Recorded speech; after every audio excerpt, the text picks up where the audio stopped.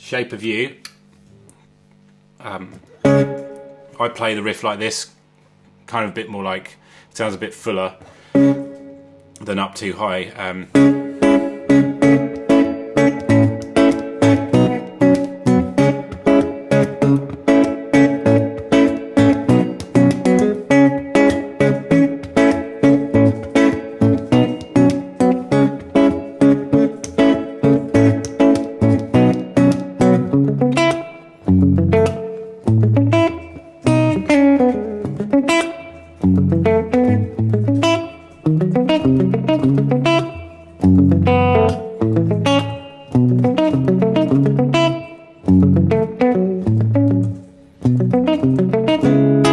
So the chorus.